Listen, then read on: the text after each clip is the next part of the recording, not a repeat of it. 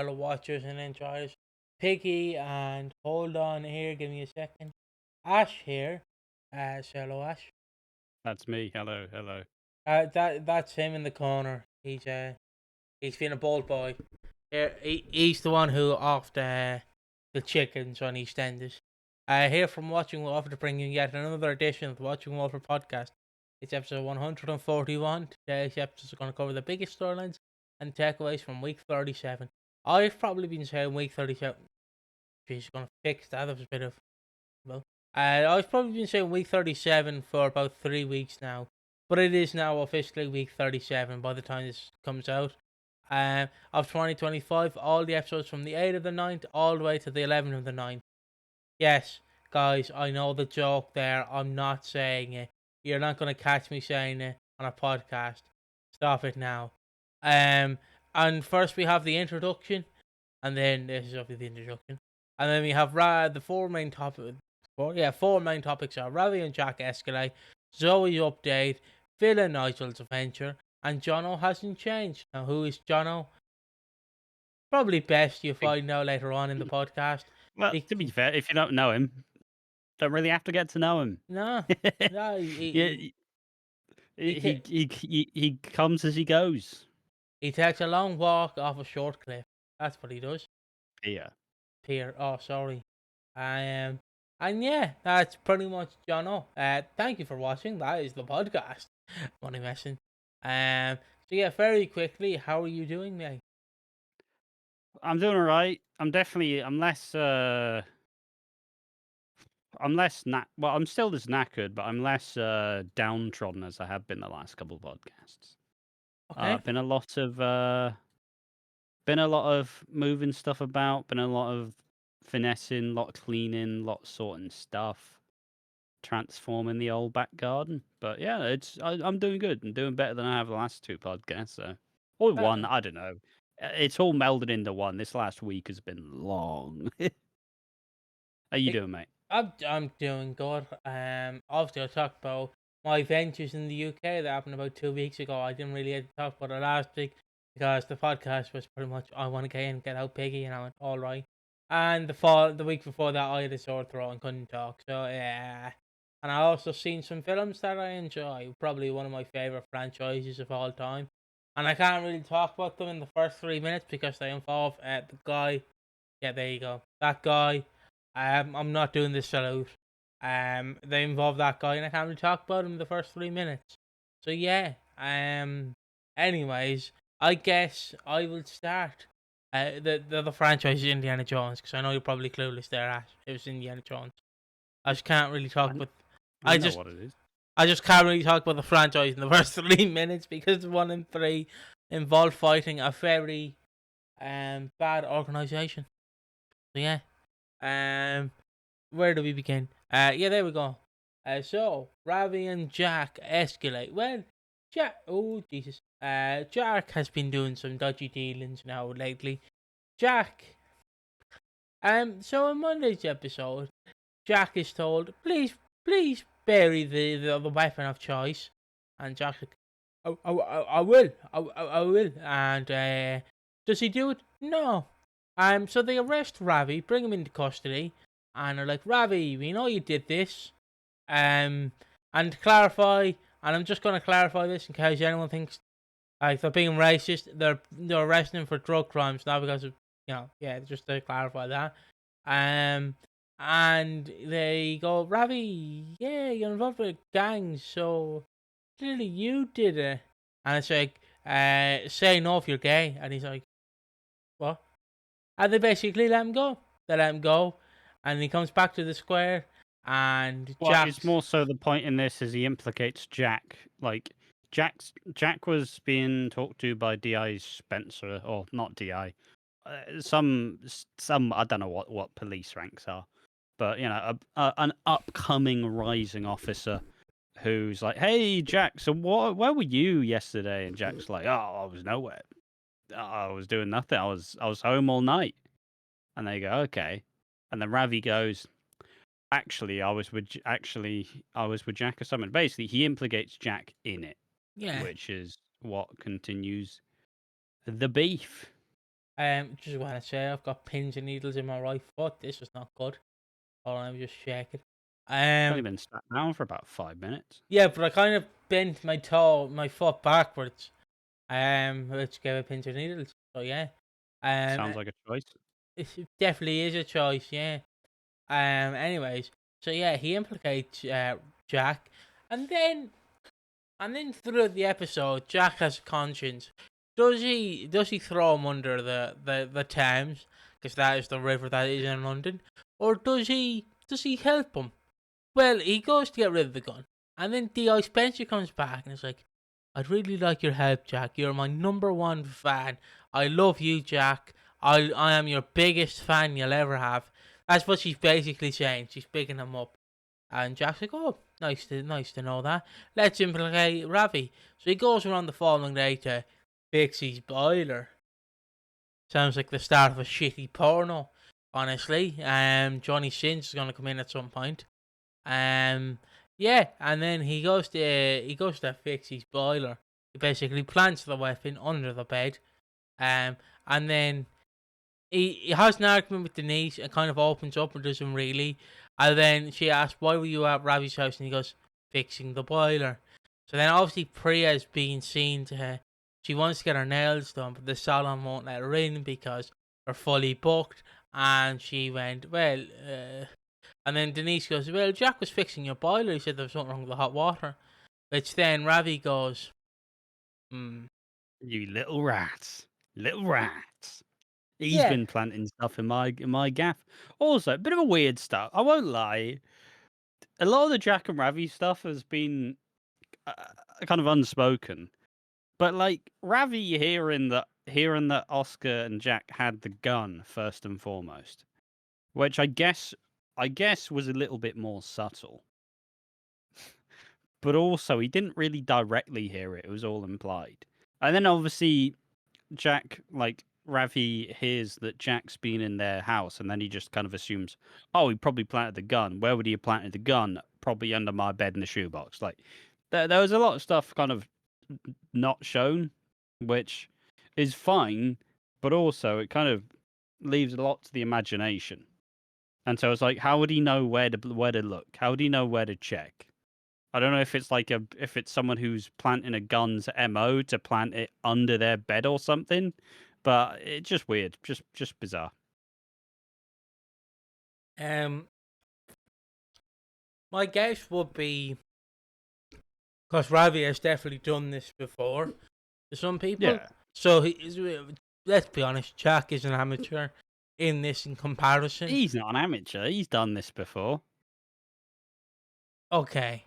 But let's be honest, in comparison to Ravi, he's an amateur.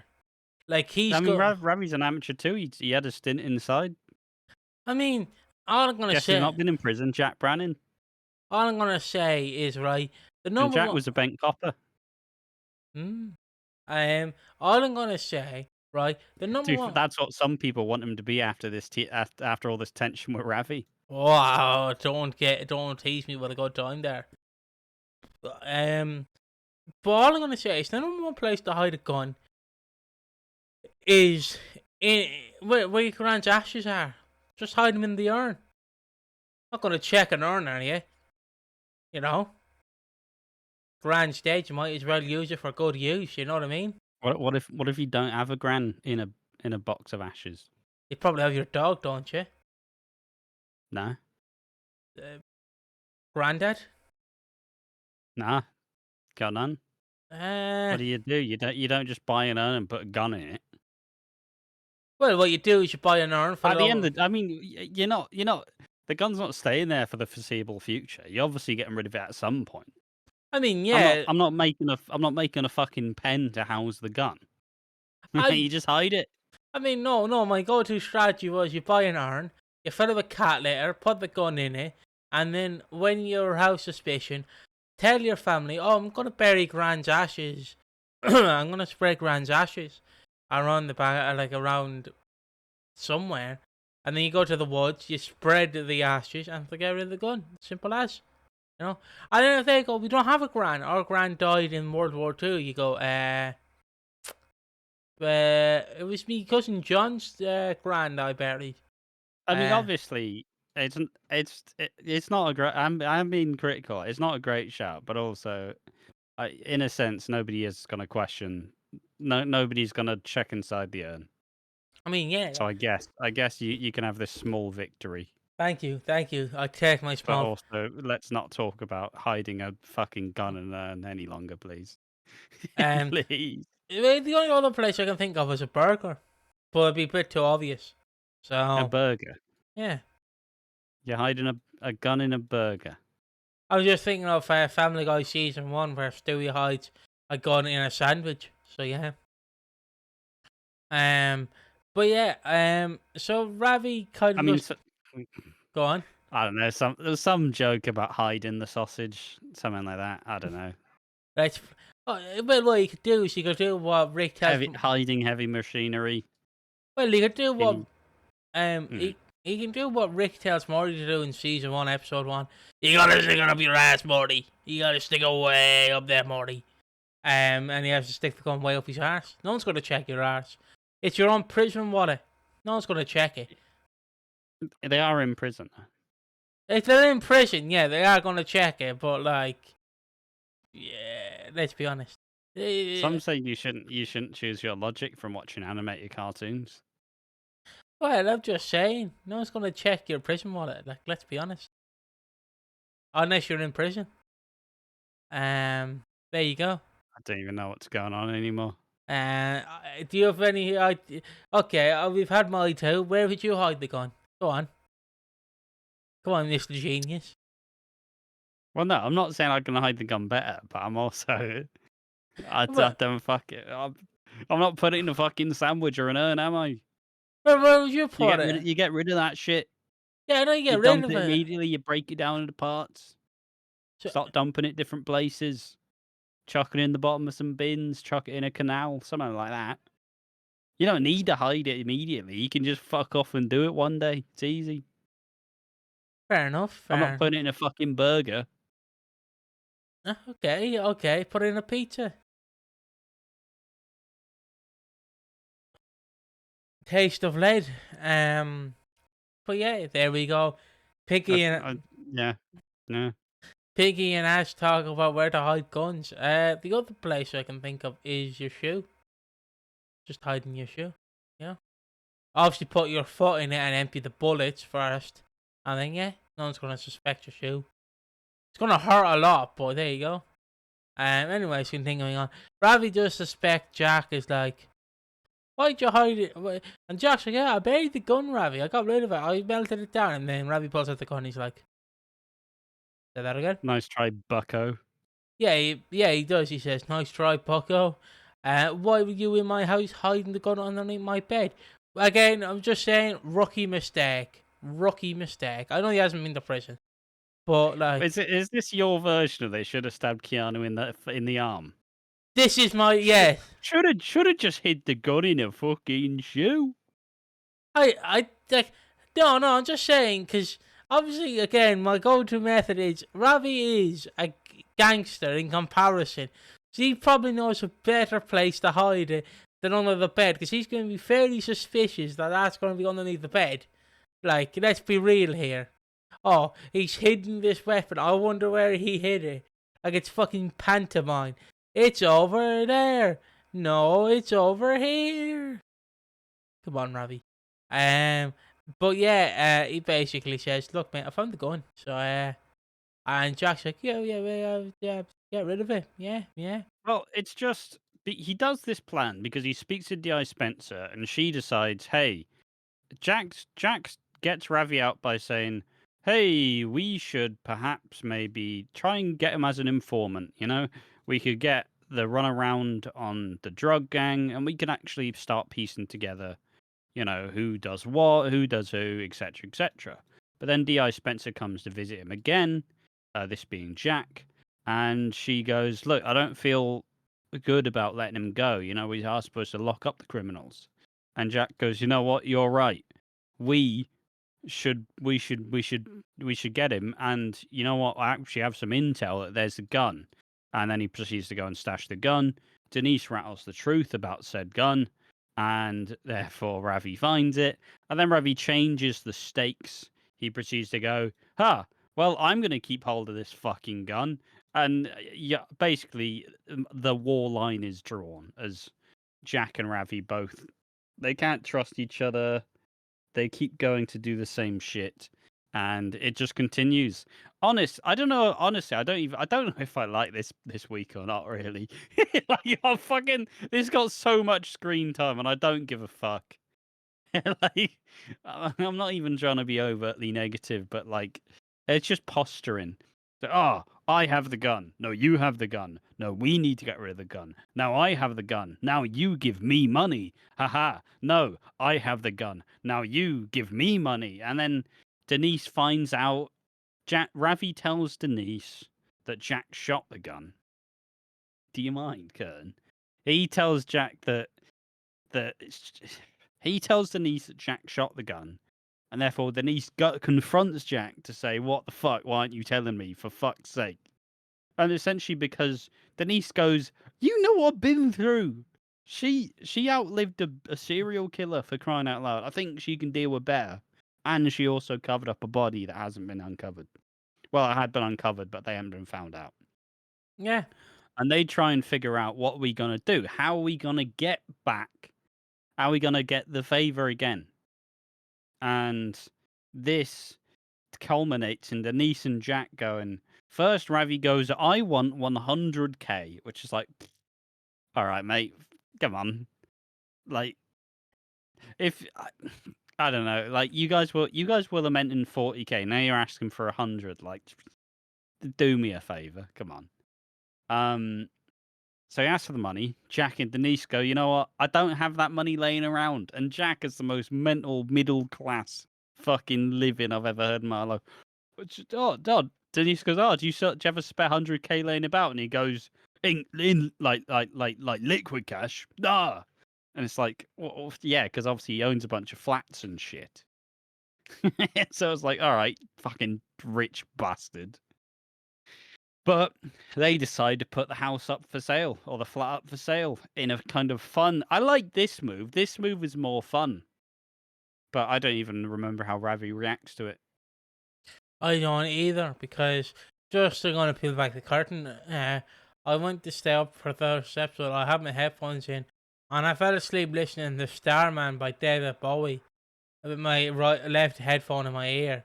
So I just woke up completely confused. What the fuck was happening? And then I fell back asleep, and I was like, what? Average Piggy day, to be honest. Yeah. And he will do that after this podcast.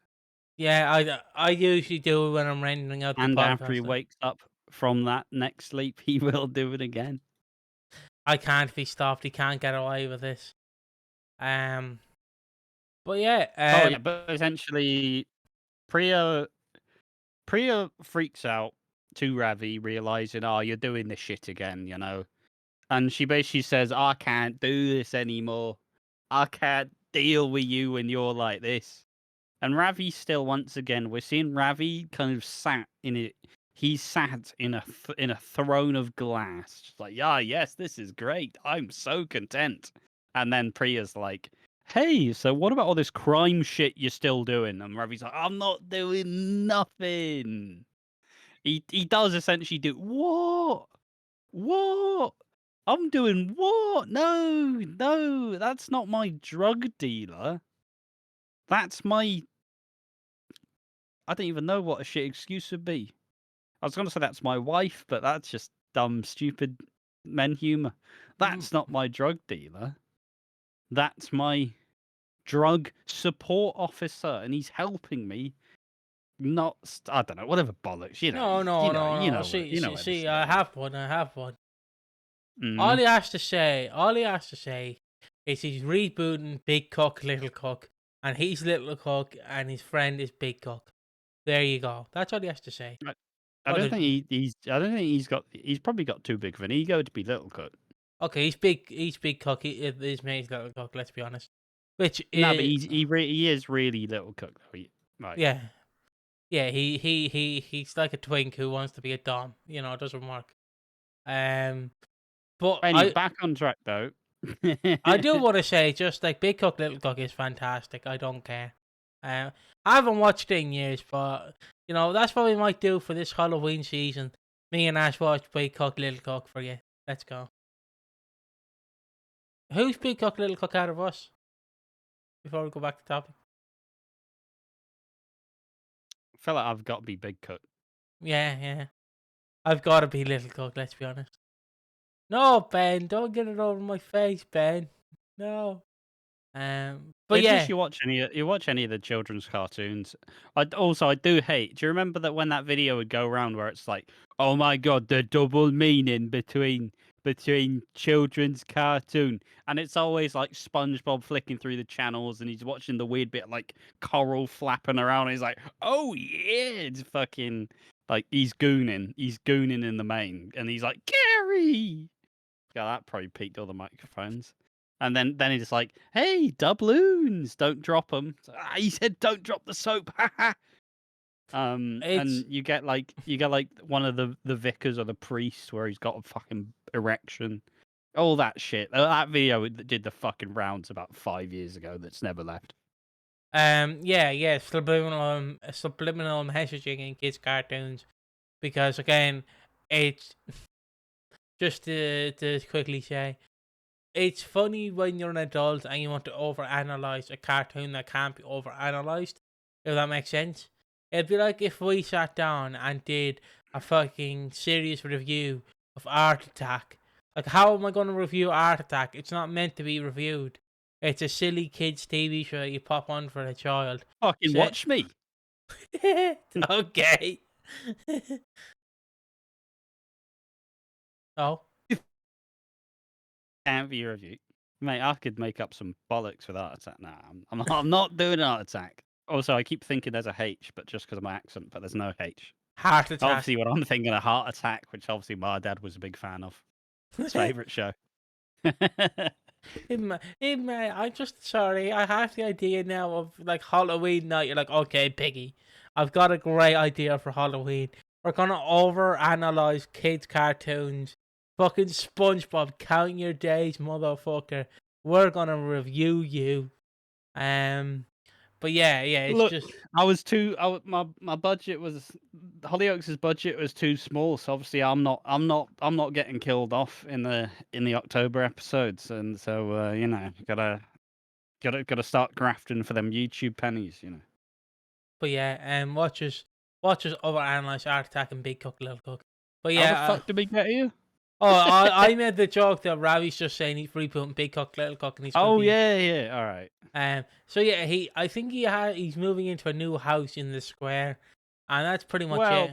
Oh, essentially, how Thursday's episode goes is Jack, like, once again, Ravi kind of settles Priya, going, look, it's all fine. I'm going straight. It's fine. She loses her shit. She goes, why are you talking to Denise? Why are you talking to Denise again? You cheated on me. And all of the insecurities come out, and Ravi's like, no, look, it's all I want to do. I just want to be with you, and I want to be public. And Avani noticed it also.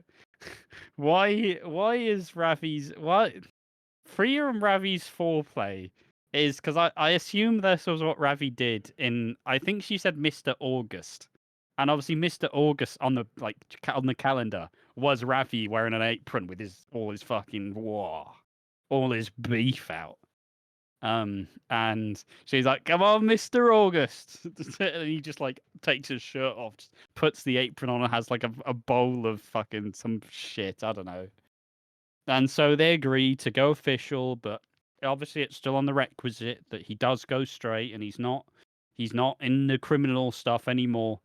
And then Ravi kind of talks it up. He takes Nugget and Avani to the Vic, where they don't serve food, but they will, because Ravi suggests that Zach gets a job at the Vic, which is obviously set what he's going to do now that Walford East is shut. And finally, Jack and Denise are kind of see them planning the next move.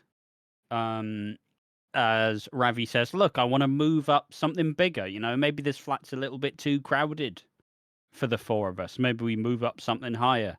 and Ravi's hopes are basically set on Jack just giving him some hush hush money, which is a stupid fucking plan. It's so moronic, it's insane.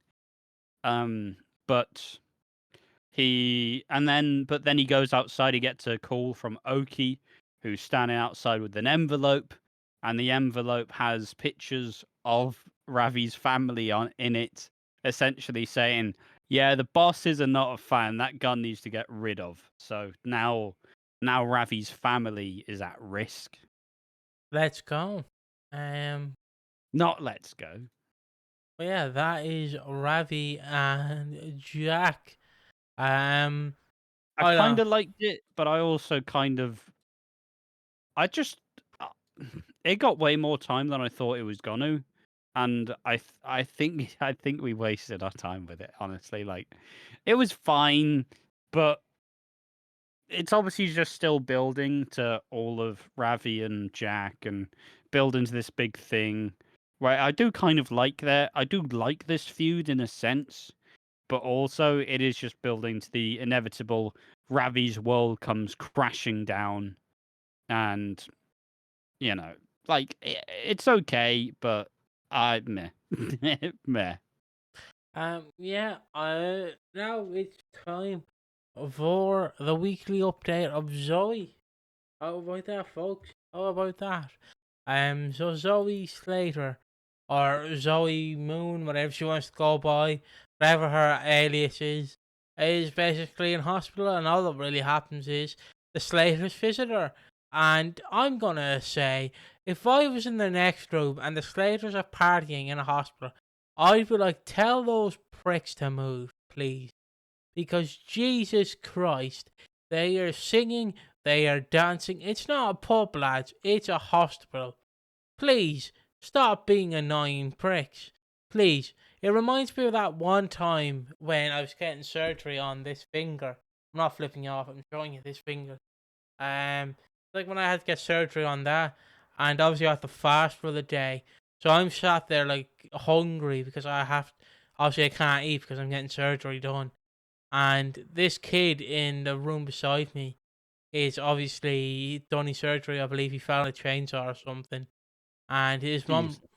his mom brings in a McDonald's, and the fucking smell of it, and I'm like, you, I can't say the word I want to say, but you prick, you know, you, like I mean, imagine. they're not taunting you. I mean, yeah, but he's in the cross from me. He's literally away. Like Oh, were you in the same room? I was in the same room. I could smell it. Like Oh yeah, fair enough. that wound me up. But yeah, I heard some, no, not horror stories, but my dad probably remembers them I mean, you more. do just have the loud people at hospitals that just need to fuck off. Oh Like I yeah, remember being in there once when I had pneumonia, and there was just one guy who was just like, "Ah!" He was just screaming. He was fucking screaming "Ah!" It's like fuck off, fuck off. But from when one of my brothers was in the hospital when he did his knee in, he told a story how he was in like a full room at night, and he just saw like one woman who was like hiding from all the workers, and like she whispered to them like, "They're trying to take me off. They're trying to drug me." And was like sketching around the place, and he was just sat there like, "Fucking hell, I've got to deal with this. I'm trying to fucking sleep."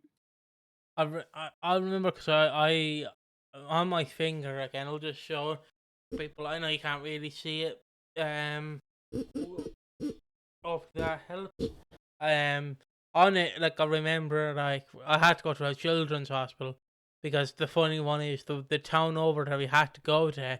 My finger is literally hanging off, and I'm going there, and they go, "Yeah, is he 16? No, he's 8 or 7. It was one of the two." Go, "Yeah, sorry, we can't take him." So I had to go all the way up to Crumlin, which I can't mention because it's not. Cause that hospital is in my area. The other one is. Crumlin isn't. Crumlin has a children's hospital, and like they brought clowns around. It was fantastic. It was fantastic. They had a Bob the Builder, like they had a lot of kids cartoons on it and everything. I've seen some shit in there. It was weird. But I enjoyed it. I do feel bad. That's the only children's hospital in Ireland, I think. Crumlin is. Which Crumlin is a shithole. Just to put it out there. But I did love exploring the mall in Crumlin because that was abandoned. Well, abandoned in a sense. But yeah, that's just on that. I wanted to say that. I did remember though, one person I do remember in there was there was a baby or a 3-year-old who their mum was making hot water and they ended up spilling it on themselves. The 3-year-old did. Yeah, that's what I remember. Yeah, just to put out there, just some stories I remember from hospital. But yeah, so basically Zoe is like treating well after being wounded. She is recovering. Yes, but the staters are just being pricks. I don't care. I don't throw that Well, people. not to Zoe. Zoe thinks it's No. home. Yeah. Zoe. But everybody else in the hospital, like, can you guys shut the fuck up? But she meets like all the people, every other family all over again. Like she sees Freddie for the first time as an adult, and it's like, holy shit! Like, whoa, what the? You're not a kid anymore. Jesus.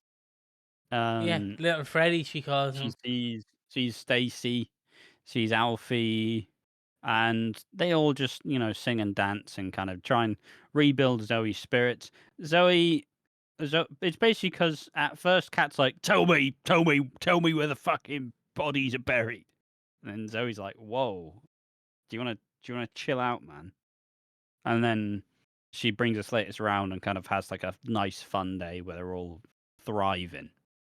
And then Zoe opens up about some of the past and some of the stuff she did. She doesn't want to talk about the twins. Doesn't like that's a no go. She's not talking about that. Not talking about like if she's in danger or not. But then at that point she does shut down, but she does tell a bit, and then Kat's like, hey, she's gonna move in here, it's gonna be great fun. And then Zoe's like, I'm not moving in there. I'll move into the Slater house. I'm not living with you. And basically says nobody can know I'm here because obviously she's worried that she's gonna get followed by Max or get followed by the potential guy who may or may not be dead. I do want to say, and I know we made a video on this. Zoe had twins. No, also had twins, but didn't talk about it. Cat. Interesting. Just wanted to put it out there. Just so I'm going to bring it up every time they don't mention it because why not? Oh, and she also had twins with Bert and Ernie. Yeah. But like she did have twins with Zoe, so like. No, it's parallel universe. No, Parallel fuck universe. off. It happened in the main universe. All a different paradigm. I'm still lost. It turns out Ben Wadey's been doing mushrooms in a fucking in like a field with a shaman in a forest or whatever. Like, oh, it's just all different paradigms, man. It's all the different worlds. Is it like it was a buggy 928 or whatever his name is who did he Yeah. did shrooms with Sherman. It's so mental. It's so mental. I will never forget this. Because like, the channel's dying. People don't like me anymore. All right, if you're not being able to pay for this, you might have to get a job. And he goes, look, I'm dealing with it. I'm gonna go to the forest and take mushrooms with a shaman. I'm gonna expel all this bad energy, and then I'm just gonna keep doing the same shit that I've always been doing. It's like, oh, fuck's sake. And I just want to say, cause I obviously watched the documentary. I watched Documentary's great. I watched Moist Critical like talk about it. So I remember being in your house and I'm watching this video. And like what I remember most from like what he talks about in it is Buggy obviously in the end is asked he goes for a job interview. He just talks about his porn addiction and it's like you're He's self mental. Like he does it. He does it so shit, doesn't he? It's just like, hey, I it was just so it's just so annoying. He's just such a rot bloke. Is a problem. and And he's like, I don't tend to like do all the like YouTube drama because I don't give a shit and it's not worth my time. But like just seeing him being like, I'm gonna fix everything. I'm gonna go back and do the same shit that I've always been doing. I'm gonna change. No, I'm just a shit person. Like I'm in debt. What about I'm in debt. Oh, I'm being 10k to do this fight. I'm just going to spaff it all on travel expenses. Great, And good job. Like, uh, are you? Ah, and I do want to say, just on like him fighting, I know it's about Zoe's said, but Zoe's topic's so short, we might as well just talk about something else.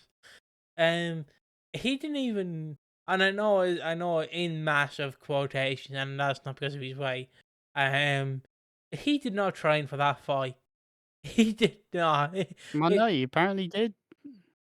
fuck off. We watched that fight. He did The not. wings fucked them up. Wait, fucked him up. He fucking chewed him a new one. Like, because if you don't know, Boogie And now they have a stand. podcast together. You don't know, right? Just the fight between Boogie and Wings. It's literally just Wings punching him in the face, and Boogie's like trying to cover up, but he can't.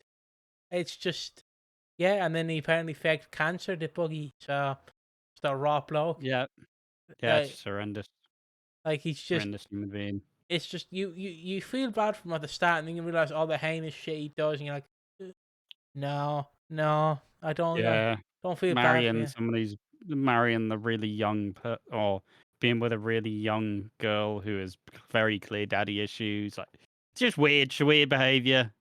Yeah, Spent yeah, around 200 to 300k on escorts. Like, oh, just stop being a prick. Don't know this about Zoe. So I don't know why they were talking about this, but but yeah, it's just yeah, but but yeah. So career Zoe's still aspect of running, yeah, even if she's staying on the square. She's still running. Bert and Ernie get given phones. Which I'm sure there's a conversation about what the right age to get a phone is, but I don't give enough of a shit to talk about it. I got uh, mine super late, I guess. I didn't have a proper good phone until I was like 14, 15. I guess the right age to give a child a phone is like 12, 13. 1 years old. Welcome to the internet, buddy. Yeah, just open threads and see if you do not want to see. That's all I can say. Or Twitter. But yeah, just to say, I think the right age to give a child a phone is 12, 13. But don't parental lock it, but like just limit their access on apps, certain apps. And then when they get older, slowly give them more and more access until they're fully 18, where they can do what they like. I mean, parental controls are pretty important. Yeah, Let's be real. I mean, it's not like not like it necessarily helps because you can see fucked up shit anywhere on the internet. mm-hmm. But yeah, it's definitely. I don't know. It's the weird thing about innocence, right? And not in like the weird like American conservatism way of like purity. Fuck that shit. Who cares? But like just trying to keep kids as kids and trying to not kind of take away the natural innocence is kind of you don't really want that stripped away because you know if you do it like for example, it's a weird thing. This is gonna be a weird tangent, but it's a weird thing with life. Yeah. There we go. You fucking go. But like, as you grow up, unless you're surrounded by it, you're always told like, oh, you know, people do die, but you never really have the right perspective on it because you go, oh, you know, your little hamster Timmy, he's gone to stay with your gran, or like, you know, but secretly he's just been buried or flushed down the bog or something. I don't know. I don't know how you dispose of hamsters, but like, you know, you always have a vague idea of death until it happens, and then when it happens, there's a part of you that does just die. Like, there's a part of you that you can just never get back. Like, there's something so messed up about grief and about how it kind of distorts who you are that you just can't really get back. So is all of that to say, if there's any way to try and preserve that kind of innocence and that natural kind of glee and joy rather than getting that stomped out of you by having horrific shit happen to you and have trauma, maybe it's a good thing to happen because, you know, some people are squeamish, some people see shit they'll never unsee. It's And the what internet's the shittest place for it. what I Like, oh, do you just want to get sent goats? Like, oh, sounds. I'm never unseeing this. all I can say, because all my comparison is, and whether you think my dad is in the right or the wrong for this is up to you.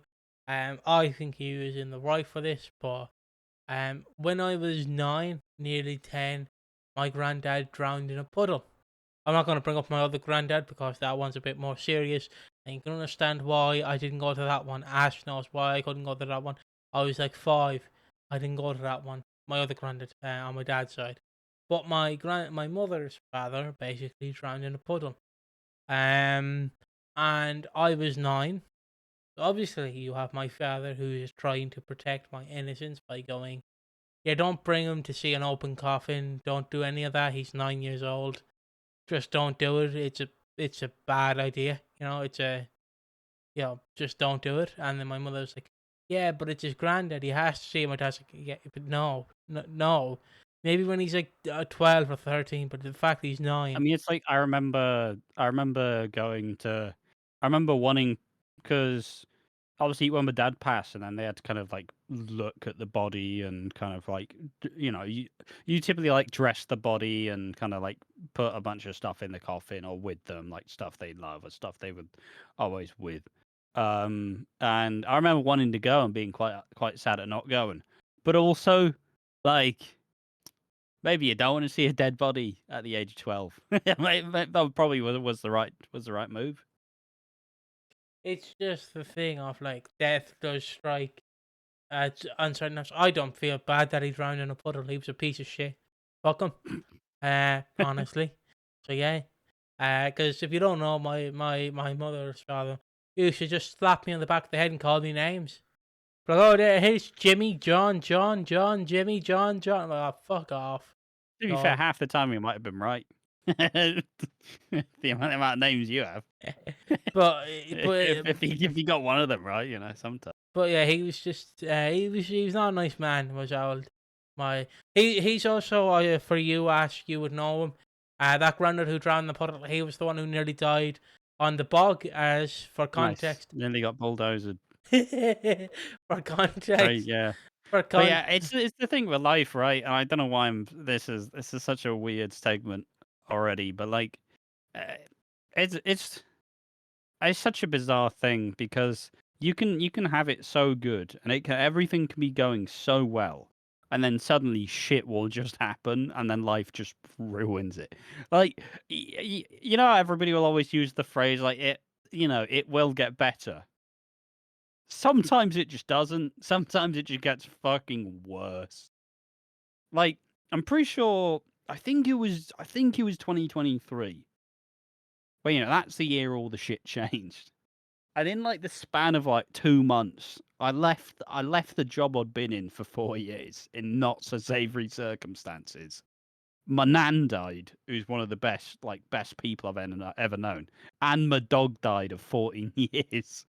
And like, fucking hell, like, yeah, that nice. I'm glad shit comes in threes. Maybe I would have been prepared for one of them, all 3 at once. Like, Christ. But life just happens sometimes. It will beat you down. But hey, it can get better, but it can also get way worse. Obviously, since then it has gotten better. Fundamentally, let's make no illusions. It has gotten way better. But just yeah, for the life is rough. Preserve the innocence. Yeah, just on the bulldozing story. If you don't know, my mother's father, my biological mother's father, was on the bog one day, and the brother wanted money. He wanted the house sold, but obviously my granddad was living in it. So while my granddad was taking a shit, I'd assume he was taking a shit. It's not really vital. He was on the toilet, and a bulldozer kept flying through the house and nearly hit him in the head. So yeah, he was nearly killed on the bog by a bulldozer, which is fucking funny in my opinion. It's the only good thing about him. He nearly died on the toilet by a bulldozer. It's just so bizarre. You gotta hate someone that much. And the problem was, right? The problem was he was uninvited to. Obviously, you can see why he was uninvited to his brother's funeral, like my mother's father's funeral. You can see why. But he just showed up, and they're all like looking at him, and it's like, yeah, so what? He did it. Who cares? He's dead now. He can't fight back. He won. But yeah, the funny stories. I that story always bucked me. That he nearly died in the toilet by a bulldozer. But yeah, life just strikes in weird ways. Let's be honest. The only other innocence And thing, no one's really equipped for it. no, Like, no one's really equipped for how drastically shit can change. Like, a yeah, part of me is pretty happy and content that I'm not one who's gonna be like getting in relationships or anything, because that's just a whole nother like level of drama that I just I'm a simple man. That is just shit I just can't deal with. I couldn't be dealing with that. I couldn't be dealing with that sort of stuff at all. Like, I like a simple life. I don't need much. I don't need to go traveling. I don't need to do adventures. Just let me exist and get through it, and I'll be content. So, yeah, life's mental. yeah. It's true, true. Oh, something else I was gonna say. Oh yeah, also in the same year that my mother's father passed, my granddad on my mother's side. Uh, Basically Chernobyl nearly happened in my house because my mom and dad got me the Wii U and I didn't want the Wii U, and that caused tension. That caused tension not between my dad and me, but between my mom and my dad. 'Cause I didn't want the Wii U, and they're fighting like, why'd you get Console. what? Yeah, it's a shit console. And they're fighting like, why'd you get him the Wii U? Well, why'd you get him the Wii U? And I was like, yeah, all right, calm down, calm down. And then the year later, my dad got me an Xbox 360 in 2014. And then I asked him when I was much older, like, why'd you get me an Xbox 360 and not an Xbox One? He turns to me and goes, son, the Xbox 360 Slim was fucking cheap, all right. Yeah, fair. He got me like 2K14, WWE 2K14 and 13, and I remember playing 30 years of WrestleMania on Christmas Day 2014 and getting fucking stuck on the Hogan Bundy match in the steel cage. I was so Isn't that like pissed. really early on as well? Yeah, that's the second match. This is like two matches in. And then WWE 13, I got stuck on like the third match in the showcase mode. But I loved the Xbox 360. I gave it to charity like later down the line when I was getting rid of some stuff. But yeah, just that story of my dad turning to me later on when I was older, just going, "Look, son, it was fucking cheap." I love my dad. He's the best man ever. Um, he is a legend. Um, but yeah, enough about Zoe and And everything. life in general. Yeah, it's just life in general. We spent a good 20 minutes on that. That's fun. Uh, Oh yeah, and essentially, but all just generally moves ahead. Zoe's still running away from her problems, but she is actually going to stay on the square, and she is like willing to kind of move forward. But she's still very apprehensive about people knowing where she is, because she thinks if people know where she is, she might get followed by Max, and she may get followed by the guy who may or may not be dead. yeah.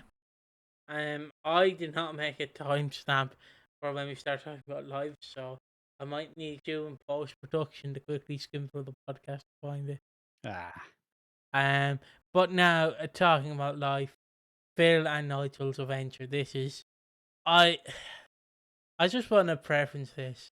I don't. I do cry, but like there's something so wholesome about like Phil and Nigel's adventures. I can't describe it. It's kind of like that innocence. It's just an innocence because obviously, yeah, again, I experienced this. Well, not experienced it firsthand, but I lived in it firsthand, and like I can understand where they're coming from because I do have. My nanny did have a friend who was pretty much not like Phil. She was she definitely she was a wild card. And she used to hang out with my nanny and basically give my nanny I don't want to say like a second life, but like they were pretty close friends in the end. And this is what kind of Phil and Nigel remind me of was my nanny and yeah. her friend. Because my nanny's friend would bring her down, but my nanny's friend would bring my nanny down to like the shop and get her an ice cream and shit, and then bring her for walks. And used to talk about like they used to talk about shit. Oh, it was so wholesome. And this is the same with Phil and Nigel, where Nigel's talking about getting money because also I forgot the preference. Julie was or is still cheating on Nigel with another man 5-6 years ago, which upsets Nigel, so he wants to leave, and he wants to find something that will make him money. So Phil and Nigel go on an adventure to the countryside. They come across this gated area. They go through a forest. They ended up in a gated area. It's locked. They can't get in. So they smash the lock to get in, obviously, and basically they dig and they find this time capsule, I guess would be the correct term, Yeah. and they open it and they literally share like, oh, you remember that time, Phil? Some people say you're a bully, but just a big softy to me. And Phil's like, still Phil Mitchell. Yeah, the cracking jokes. And then the security guard goes, oh, you fuckers, come back here. And Yeah. they run off. Well, I say run. Nigel briskly walks away. He does a bit of jogging. He can run faster than me. And like they just reminisce about the past. And it's so like it's that innocence that you feel, like, because obviously I don't want to say might not have this exact experience, but you kind of have this experience with an old person, anyways, like where you will kind of, I don't want to say go on memory lane with them, but in a sense, like talk Well, you from, just have those like fleeting moments yeah, that even at the time you kind of realize, hey, this maybe, maybe this one's one to be remembered. Maybe this is a conversation that like will be remembered out of everything. Because, at some point, if you have like family members who are getting older, or people who have conditions where maybe the memory's failing, like at some point you have less and less of those really sincere proper moments. So the times you actually get to have like a proper, this is how it should be, you do need to bank it. And like this is where it kind of, because Nigel's plan they go venture to like this place in like, they go venture in this place in like Chelmsford, I think. Maybe Chelmsford, just Essex and somewhere. It's somewhere in Essex. He planted a bunch of old like football cards, yeah, football character in which he thinks is going to pay for his care plan, because obviously he's worried and he doesn't want people to be put out. Both Julie and Phil are kind of content like that. Phil will happily pay for it. Like he doesn't care, but Nigel still wants to feel like he has some control of it. So by doing this, he thinks it's secured, and this kind of gives Phil and Nigel the time away. Phil kind of wants to talk to Nigel about Julie, who he's still upset about the affair. He knew there was one reason why he was a little bit upset by Julie's presence, and he hadn't really put his finger on it, but he finally knew. He finally remembered. And yeah, you just kind of get a nice, like, almost like buddy cop kind of comedy where Phil and Nigel are just adventuring. And the one thing I will say about Phil this week, I mean, first and foremost, Steve McFadden won like best performance at the National Television Awards, which obviously fully deserved entirely. Really, really, really fucking good stuff. One of the best years of Phil we've had in a long time. Mm-hmm. And second, he's also been trying out jokes. Phil has been trying out jokes, but he's not very good at it because he's not the same like bravado Phil Mitchell. So he has one line of jokes and he goes, "Do you want me to go and rough someone up?" and like, and everybody's like, and he's like, I'm joking, I'm joking. It's like he does it twice. He does it twice this week. He's like, he talks to Callum about his dad, which we'll get into later. And he's like, do you want me to go around there with a baseball bat? And Callum just like, sorry. And then Julie goes for a job interview as a teacher. And then Phil goes, do you want me to go around there with a baseball bat? And then like Nigel's kind of like smirking, and Julie's like, ha ha ha ha ha. Just like, yeah. There, So he's trying out jokes, his old Phil. He's trying out jokes. I do like it. there is. I Yeah. I just want to say, I know this new Phil Mitchell might upset people. Like it might be woke Phil or whatever. I don't care. I don't believe in that nonsense. But there is something wholesome or What, you innocent. don't believe in woke nonsense? Wow. Wow. I see how it is. Oh, I'm just waiting till you come back. He's back. But there's something innocent about seeing I don't want to say like you've aged with Steve McFadden when watching this. The only way I can compare it to is, and I know this is a very niche scene, but the only way I can compare it to is like in No Way Home, Spider-Man No Way Home, where obviously the Peter Parker we knew from our childhood, which is Tobey Maguire, meets with Alfred Molina, his Doc Ock, and Doc Ock says to him, "Oh, Peter, you're all grown up. How are you, my boy?" And obviously he responds with a fantastic line, "Trying to do better." And it's that kind of moment where, even though in the scene he's addressing Peter, in reality he's addressing the audience, saying, "Look, you've grown up and all that." And it's kind of like that with Phil, where he's not the Phil we know, like from the past years. He's mentally changed, and He's not I the hard man. yeah, yeah. And there's something so nice by seeing soft. I don't want to say softy Phil, because he's not going around giving cuddles and hugs and kisses to everyone. But there is something wholesome about seeing them actually evolving Phil into being more of this character who can actually have emotion. Because for the past 10, 15 years, he was literally stuck in a rut, which was, I'm a hard man doing hard man things, even though I'm in my late 50s and early 60s. And there's actually, in my opinion, there is something so nice and humble about seeing an older Phil Mitchell who is happy with life and not just a grumpy, old, miserable man. And it's so, I'm gonna miss this when Nigel passes or leaves. I'd assume he passes, and I am not ready for the scene, because this is when Nigel dies, and this you can clip this if you want to make this a short. When Nigel dies, I feel like the moment is going to be as big as Peggy in my eyes for Phil, because that moment for the audience is going to hit like rocks, because we see Phil remembering his friend, and I don't want to say growing old, but growing older with him. So when Nigel eventually passes, it's going to absolutely hit like a hurricane for Phil, and it's going to like just break him. And I'm not ready for that emotional scene where either Phil helps him pass, kind of like how Dodd did with Ethel, which did turn 25 this past month. I'm not ready for that, where Phil either helps Nigel or lets him pass on his own terms, or Nigel just passes and Phil misses it, because it's going to be again, it's going to be so sad seeing Phil lose the one thing that's keeping him being this wholesome man. I don't see him becoming depressed again. I just see him. He's gonna go through grief much harder than he did with Peggy, because Peggy obviously is his mother. But spending his last memories with his friend, who's gonna forget him, is gonna hit him even worse, because it's like, oh, I've done everything for this man, but he's not gonna remember what I did. And then obviously he is. Nigel is gonna be grateful. And it's just, I don't care. I think that's going to be one of the best and saddest scenes in probably EastEnders history, in my eyes, when it happens. And I don't care if people don't agree. I just think that will be sad.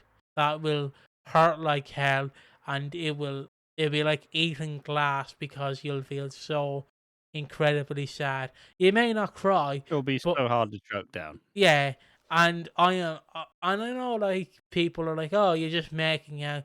Like, no, if you generally watch these scenes, yes, there are actors, but it's that kind of weird where it's like blending reality with fiction.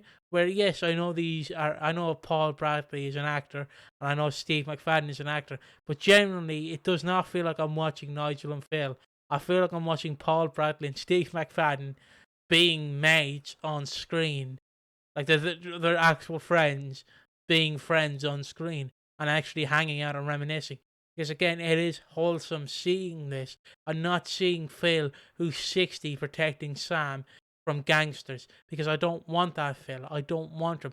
We've seen 30 years of that Phil. It's finally time, and rightfully so, to give him, be a much older granddad, be a much older man, raising his kids that he somehow has in his 60s, and watching him grow old.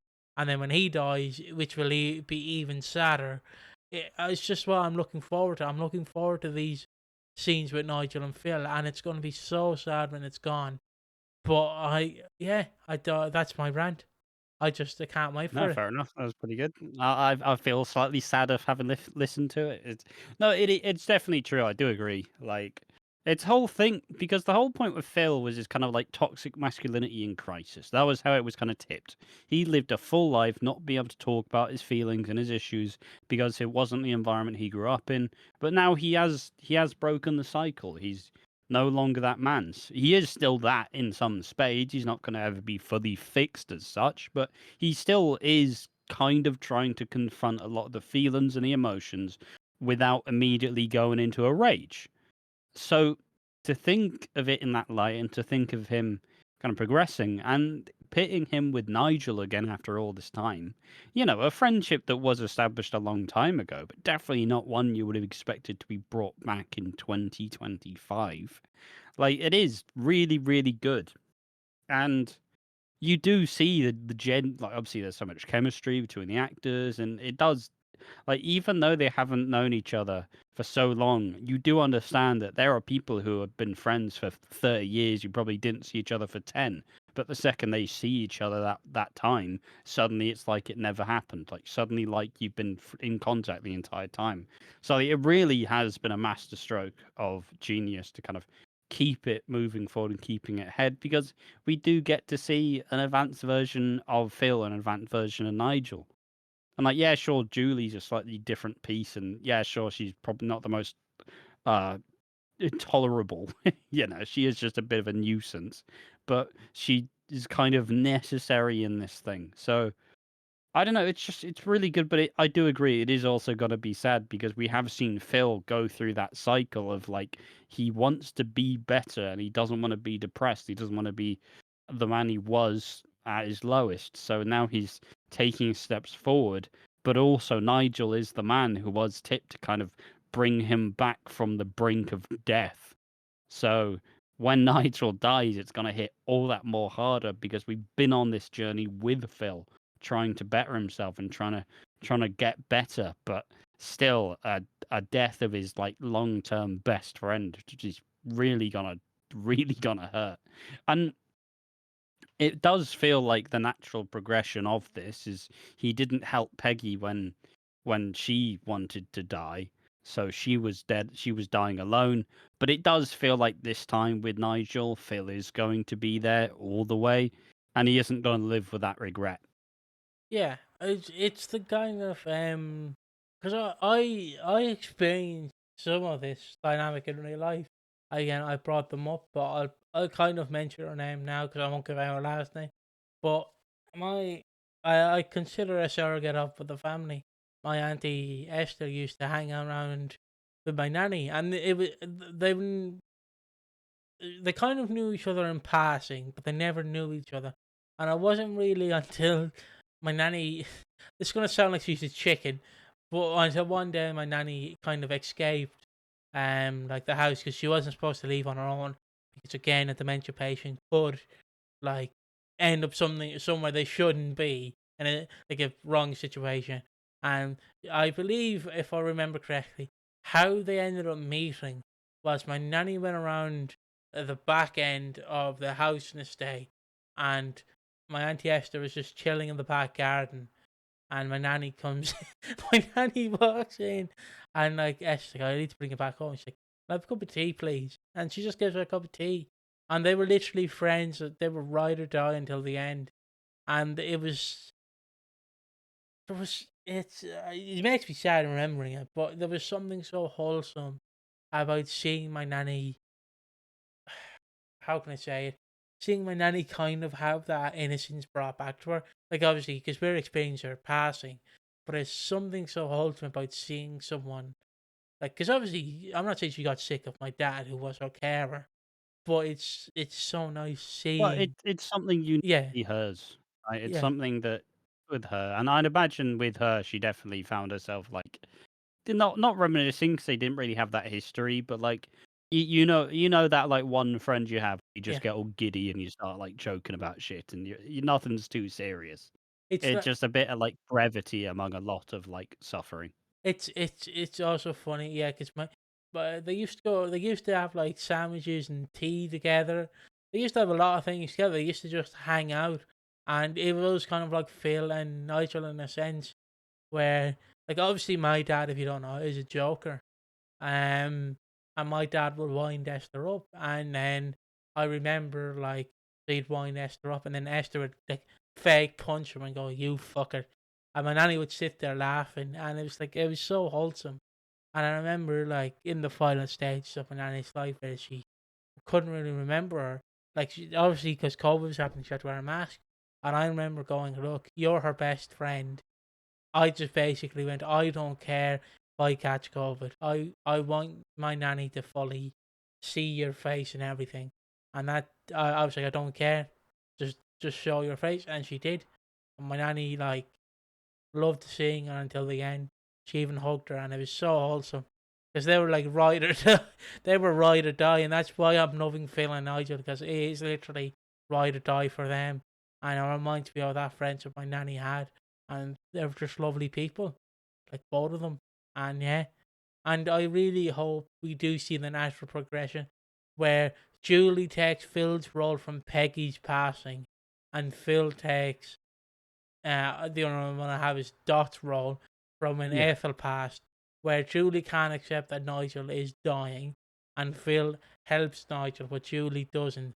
She chooses not to be in that moment, and then you see Phil help Nigel pass, but Julie kind of goes, "I don't want to be here and experience it," and that's how I think it should happen.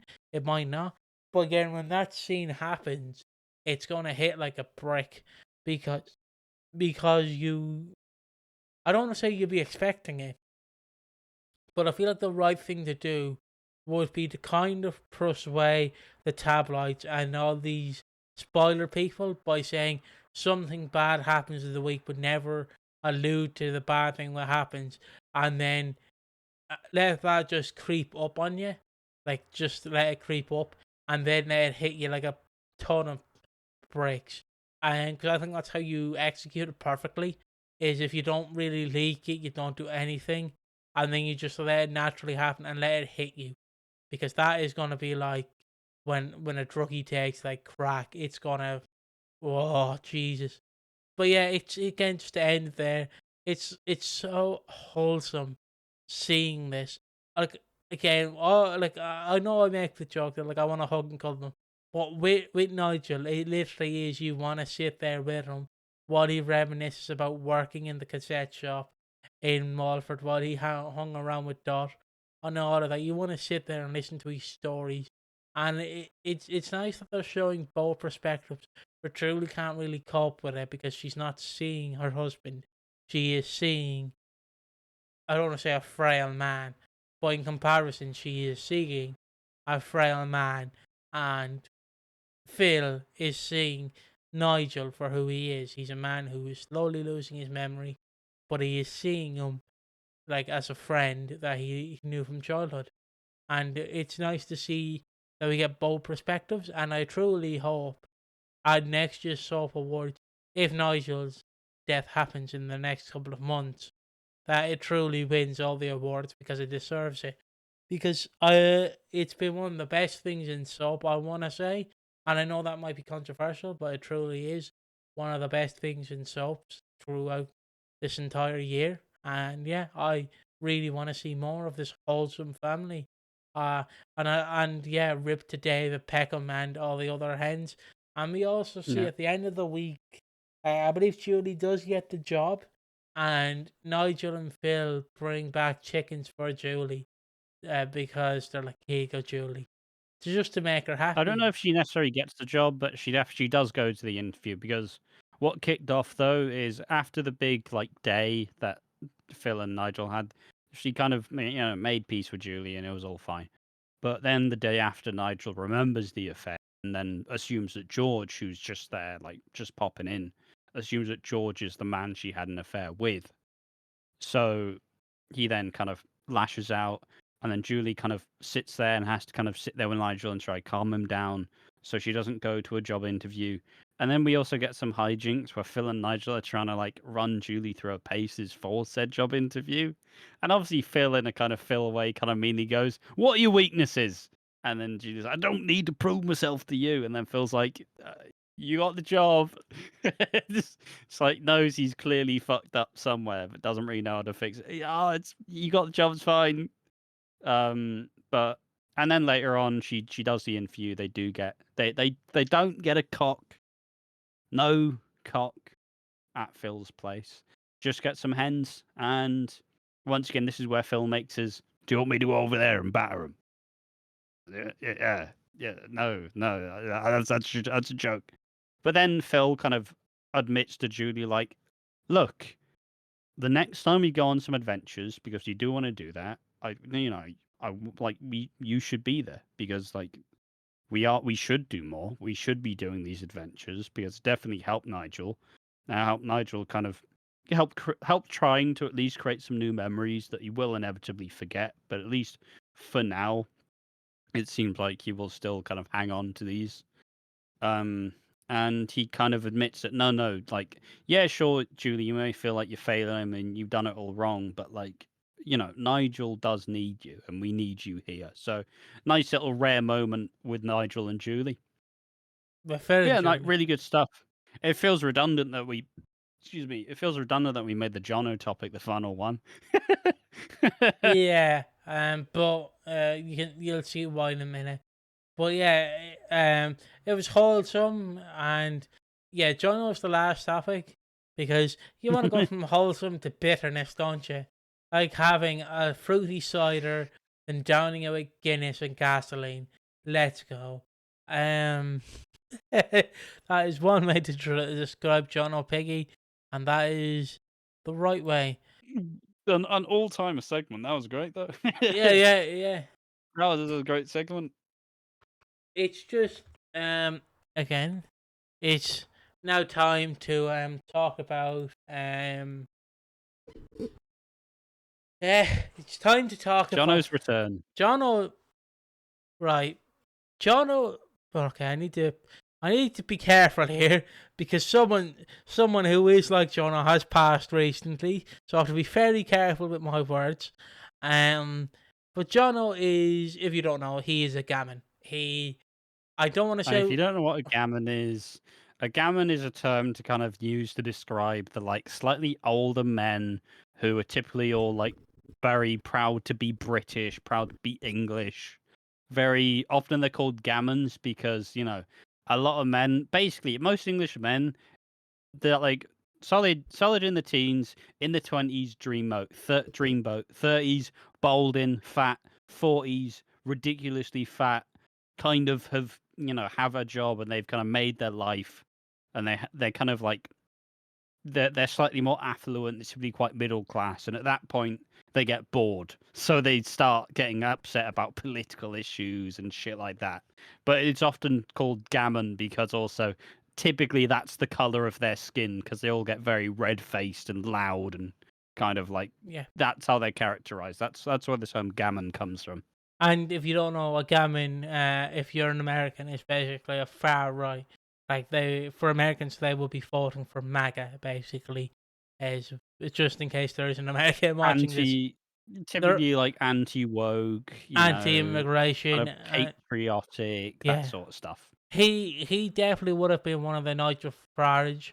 He is a reform voter. I was gonna make the joke that he definitely would have been painting one of the roundabouts in London.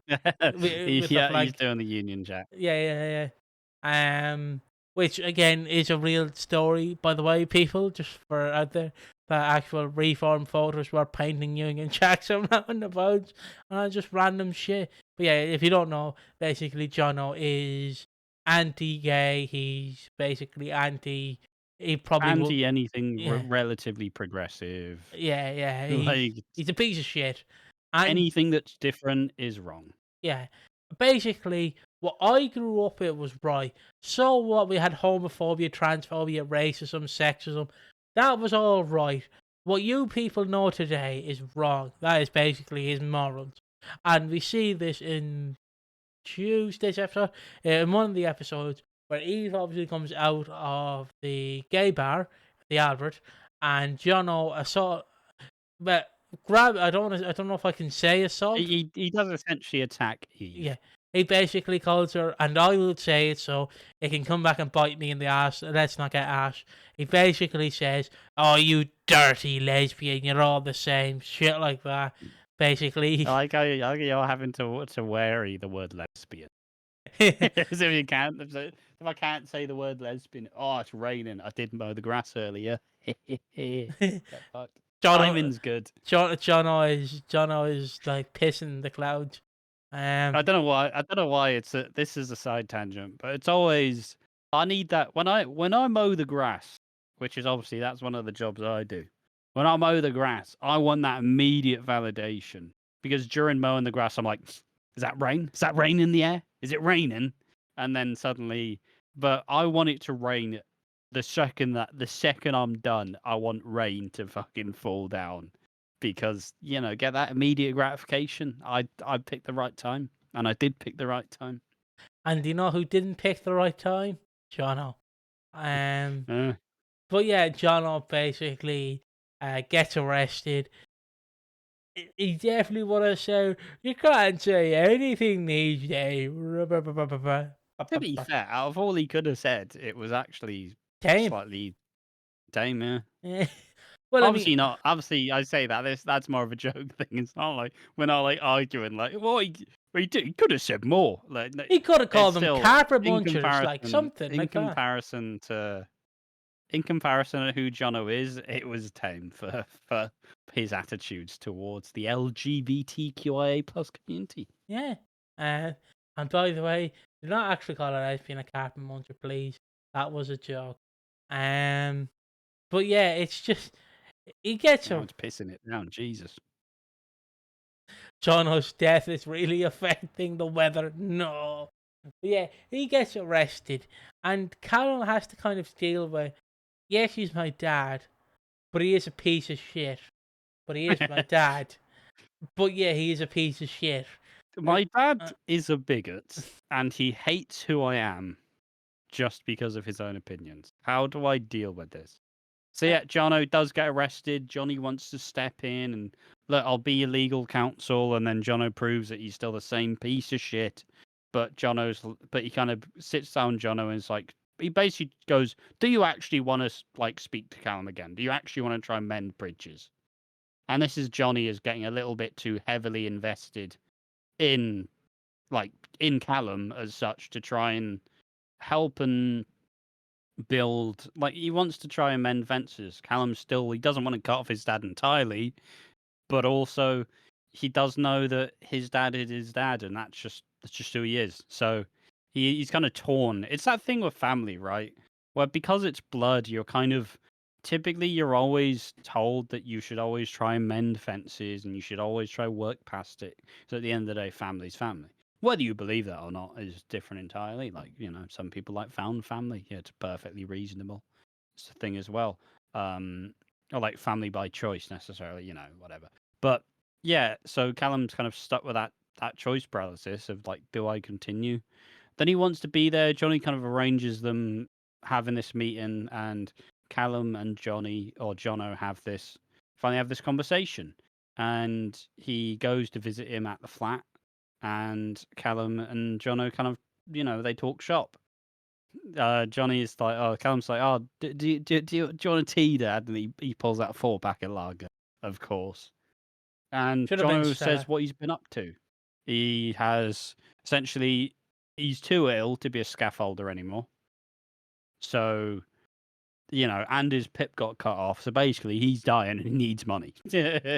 He's dying and he needs money. He learns about Lexi and he says he wants to make a good impression. And he says, but also when he learns about Ben being locked up in prison in America, he does get his like cracks in. He does kind of like, what, you're judging me for doing like this. But then very quickly we start to realize that Jonno has not changed and he does not give a shit, essentially. And it sparks a conflict, sparks an argument. And he, once he mentions bringing up money, Callum realizes that he's basically been duped again, and he let him in even though he shouldn't. So they start shouting, and Jonno has a heart attack. And then as Johnny goes to try and support Jonno, whilst Callum goes to try and get help. And it's the favourite dumb trope of like years ago, where it's like, hey, come closer. Come closer. I fucking hate your guts. And he just goes, where's Callum? Tell him I'm ashamed of him. It's like, ah. So Johnny's left with his last moments as Jonno dies on the floor. A sad little man. And Johnny kind of gets told, like, look, he's dead. You know, you can't be here because, you know, if it looks like you were helping him, maybe it won't look good on the police. But like, he is dead. So Jonno dies, and then we're kind of picked with a choice where Callum's like, maybe I was a bad son, you know, maybe I didn't let him in, maybe it was changing, maybe it could have been different. And Johnny kind of has that choice. Does he break Callum's heart and tell him that his dad is the homophobic piece of shit that he always has been? Or does he lie and say that he did love him and it was always there for him? And obviously Johnny decides to go and say, you know what? He said, I wanted your forgiveness. He said, I've always loved you, which is a lie because that's not what Jonno said. But then it kind of leads to another embrace for Johnny and Callum as they share their feelings once and for all. Johnny's initially like, whoa, not now. Your dad's just died, Jesus. But then one solid kiss later, and then they kind of have an embrace. But yeah, it's interesting. First and foremost, easiest paycheck of Jonno's life. Well, I have to be this character, and I have to do it, and I have to have a heart attack. Easy, easy. And then it's kind of the uniting of Johnny after of Johnny and Callum after teasing and Elaine saying, hey, maybe you shouldn't do this if you are just friends. Maybe this is a little bit far for friends. But yeah, I thought it was pretty enjoyable. It's always nice when Callum actually gets to do acting because he is still an interesting character. Like, I am glad that Ben Wadey has kept him on, even if he is inevitably there for the Ballum reunion. But I do hope that, obviously, I mean, it was one thing that we've constantly said now, and I still think that Chris Clenshaw's biggest weakness as a writer was his relationships, because they were always either one-sided, imbalanced, or they proceeded to just ideally, if Ben Wadey's vision is Ben and Callum, or is Callum and Johnny, ideally both characters actually get fleshed out, and so we actually want to invest in both the characters and the couple rather than just investing in the couple, because like it's good and all, but most of the stands they're typically really invested in the couple but not necessarily the characters. But if they are invested in the characters, it's usually because they spend so much time thinking about and loving and appreciating the actors and the pairing and the characters themselves. But typically, once you get into a big ship or a big relationship, typically one of the characters gets either undervalued or underused, just like Ben and Callum did in the first place, where Callum essentially became Ben's caretaker.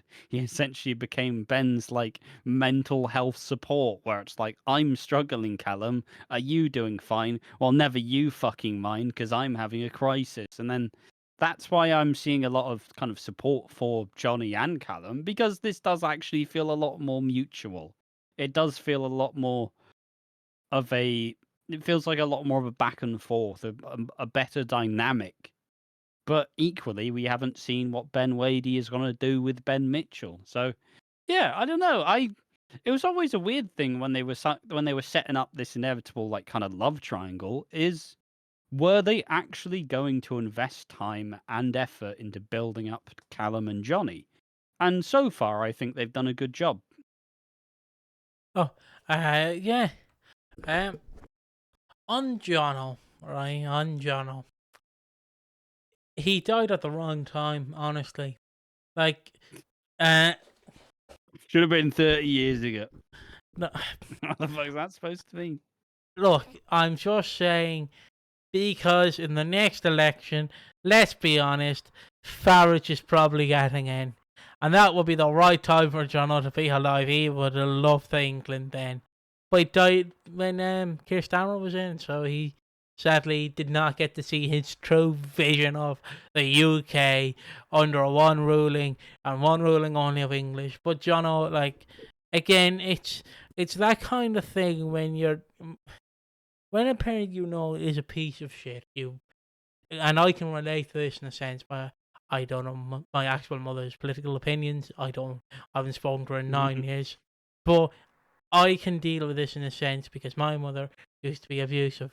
She used to hit me in the knees and everything, so I can kind of relate to this. Is it the right thing to do to like talk to them, or do you push them away? Because depending on who you are, some people want to communicate with them. Because yes, they might be a piece of shit, but they're your piece of shit. So like it's like, oh, but they're your mother, they're your father, blah blah blah blah. But if they are truly bringing you down or are negative on you, you feel you don't feel bad. You feel like sympathy because you're like, but yeah, they might hate my existence, but the thing is, he is my dad. That's like what Callum would probably be saying. But Yeah. if he truly hates you, then he doesn't love you because again, the only comparison I can make is like in America where they always bring up the question: if your son or daughter came out as queer, would you still love them? Which obviously you have in my opinion, the right response is being yes, I would love them, I would treat them the same, I would still show them love. And then you have can't say the C word, but gobshites, who would say, no, I'd throw them out or bring them conversion therapy. I know they've changed conversion therapy to like different names because it's like, we're not doing conversion therapy, we're doing normal therapy. Just stare at the Bible for 6 hours, you're straight. And then you have the people who be like, oh no son of mine would be queer, blah blah blah, and throw them out in the streets and treat them like a dog. But for this, you truly feel sorry for Callum because he does want to believe his dad has changed. But again, sometimes dreams don't come true.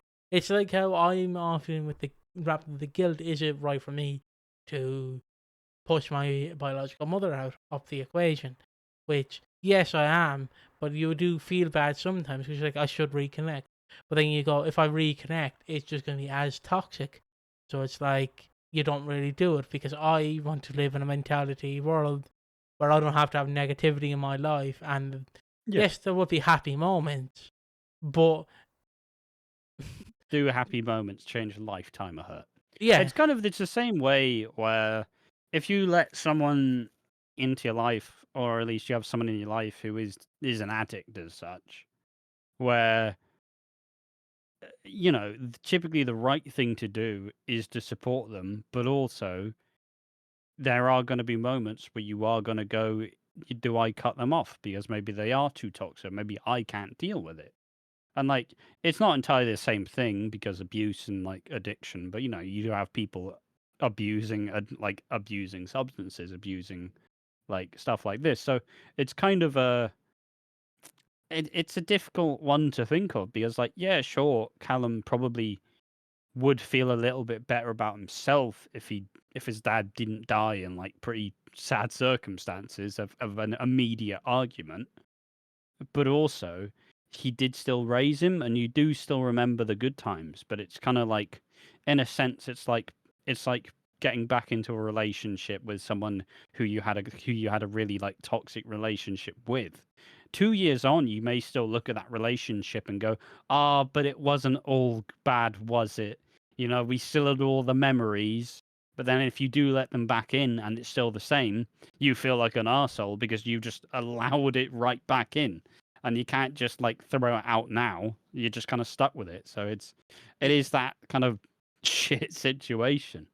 But like if it's Stuart was here, Stuart would probably be like, no, he's useless. Don't do it, because obviously Stuart's dealt with it longer. But since Callum was kind of the younger one, he's probably got some of the better sides to it. but also probably didn't face a lot of it firsthand. It's the weird thing. I can compare it to wearing a jumper in a sense, and that is a weird comparison. I know Here we go. people, but it's like Strap wearing in, boys. it's like wearing an itchy jumper. It might be warm and comfortable, but do you want to risk scratching yourself all the time because it's itchy, or do you just want to wear it and be like, yeah, he might be abusive, but this jumper is cozy and he is cozy. It's just like it's the weird ultimatum you have, where it's like, I remember the good times, but there was a lot more bad times. Like, to me, honestly, and thankfully my dad isn't, but if my dad turned out to be a piece of shit who was very homophobic, like, you'd feel let down because the only thing I can remember is a Simple Plan song where the lyric is, "Hey Dad, look at me. Are you proud of me?" Basically, it's something along those lines. Did I turn out according to plan? Um, and that's a brilliant song, by the way. I forget what it's fucking called, but it's kind of that thing of, like, if he's not proud of me and I'm not proud of him for his views or for how he treats me, is there any point of keeping him? In my eyes, there's not. There is not. If you are in a toxic relationship or a toxic situation, it's better to cut off the toxicity than let it seep into you. Because if you let it seep into you, you might end up thinking this way. You might end up, I mean, you can lose way yeah. more. You can lose way more from being in these situations. It's the same thing where, like, if you stay in, again for Callum, if you stay with Jonno and, like, you do listen to him talk about the queers and trans and all of this, right? Do you end up indoctrinating his opinions into yourself? Do you end up feeling this way about these minorities as well? Because that's what truly happens. It's again, the only comparison for this is, again, America. Great, thank you for giving me another comparison. Is the West Barrow Baptist Church, which, if you don't know, is a far right, very anti-gay, very anti-gay. That's all I can say. If you truly want an inside look, look at the Louis Theroux documentary. It's a fucking horrible community. But again, where I'm coming from is, obviously there is parents in this organization who spew hatred, and then they're giving their kid the choice of, like, do I let my kid live a normal life? Like, do I not indoctrinate my views on them? But no, they end up giving, like, their kids picket signs saying "down with the queers," like shit like that, where they're indoctrinating and not letting the kids believe. It's that kind of situation with Callum and Jonno, where it's like, yes, he might be my dad, but he's a piece of shit. So why should I have him? It's just that kind of thing you're left with, and it's why It's also like and by making the choice, if he were to keep him round, also all of his actions would therefore like kind of come back on you, because if you go out on a limb and be like, no, no, no, he's different, it's better, he's changed, and then he starts like, he has a bad like interaction with Lexi, or I don't know, he causes a fight with Jay, for example. Like, obviously he's not coming back,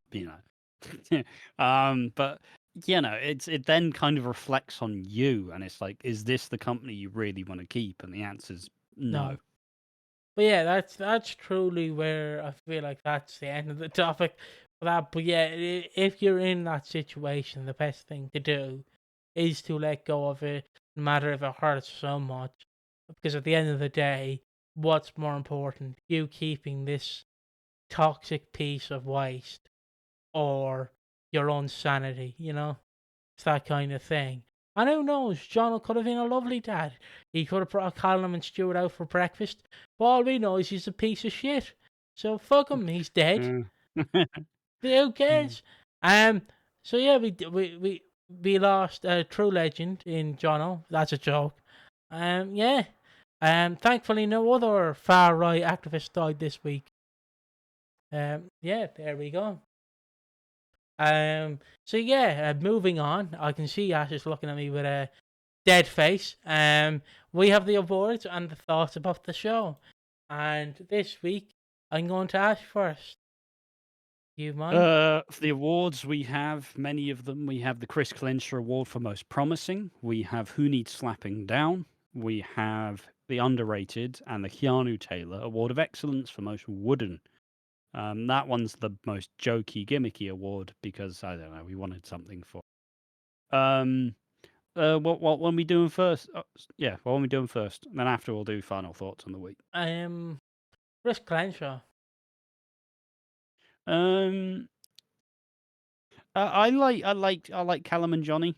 I'm too jaded to ever become a proper stan of anyone ever again, seemingly, or at least something really needs to strike me for me to become fully invested. But I do think they're doing a good job of Callum and Johnny. You should know which one this is going to Phil and Nigel, because again, seeing this kind of on screen makes me kind of giddy and happy and kind of like innocent again, because again, I've kind of had this experience with my auntie Esther and my nanny, who were two lovely people. Um, yeah, and like honestly, I Is uh, Esther still alive? Esther's still alive. Yeah, she just Okay. sadly, I think she has breast cancer. I think. Oh, fuck. Yeah, she's a lovely person. She's a lovely person, though. Be a bit mental of a person, but lovely person. Yeah. Oh, I've tried to remember like some wholesome stories I can say about them. But yeah, they used to like basically go on walks around the park, and Esther would bring her on walks and everything. And my dad would my dad would be like, my dad would always be trying to fuck with Esther, and that is like, if you know my dad, he nearly all the time nearly succeeded, you know. But yeah, she just loved my nanny. Like truly, in my opinion, I think I gave her life again. I truly believe, and I gave my nanny life again. It was literally like Phil and Nigel. They were two old people who just didn't give a fuck. Albeit Esther was 60 at the time. I don't know if she's still 60 now. She's probably 65. But yeah, like it was always wholesome. But yeah, what's the next award, man? What do you want to give it to? Who needs slapping down? Jonno. Yeah, fuck Jonno. Hasn't learned, hasn't gotten better. Is just a piece of shit. Fuck him. Yeah, Glad he's dead. yeah. Rest in piss, bozo. Um, Underrated. Um,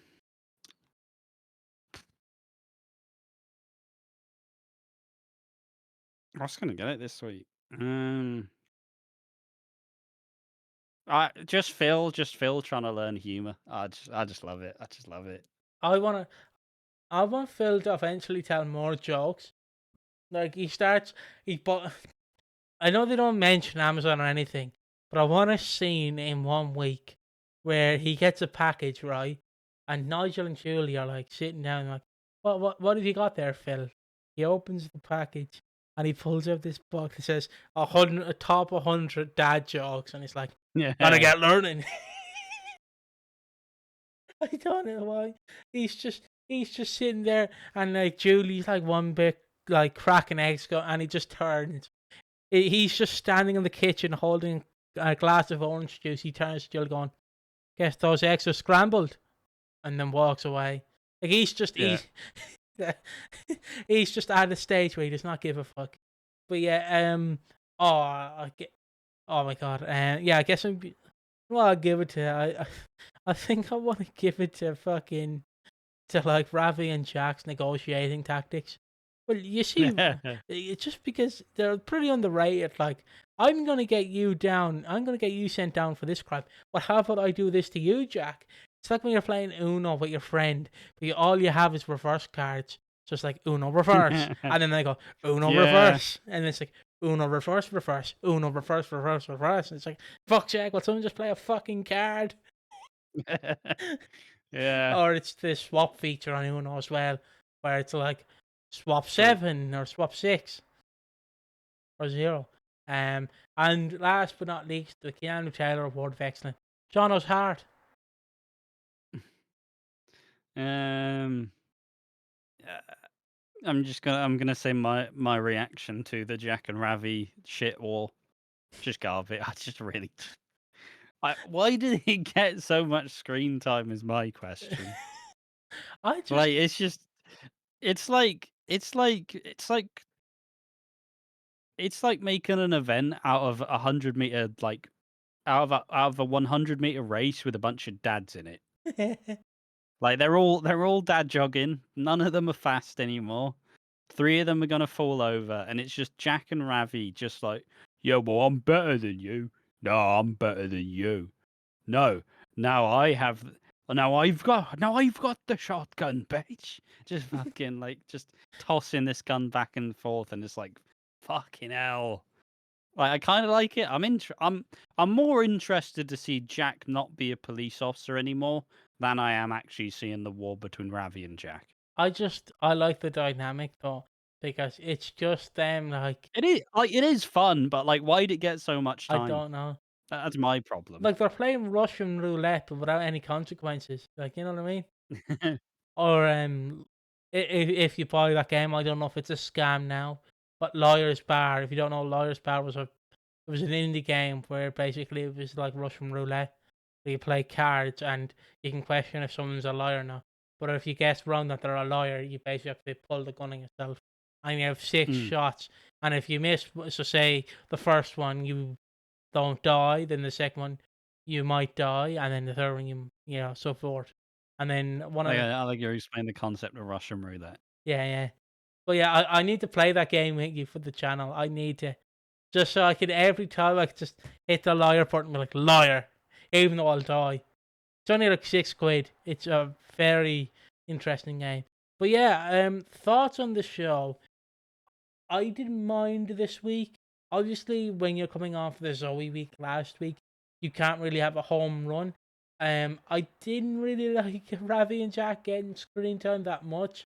Like I didn't mind the dynamic, but the dynamic being fucking when you're playing musical chairs, but you keep pulling the chair out of your opponent. It can only be so funny for the first 2 to 3 times, but if you keep doing it, it's It's just a like, bit silly. just sit down, fucks. Huh? You both win, fine. Like, But it's just them playing like musical chairs, but they keep pulling the chair out of each other so none of them sit down.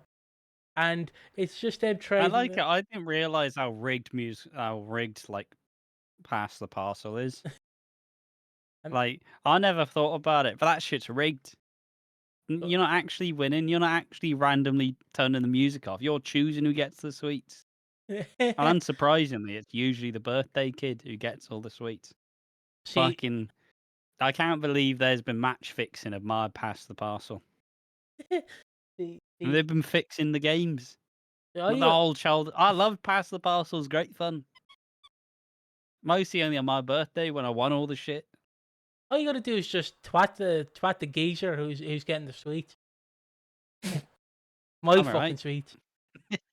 I'm good. All right. It's my birthday. I'm not starting fights on it. No. I mean, when it's not your birthday, just start the fight with him for the sweets.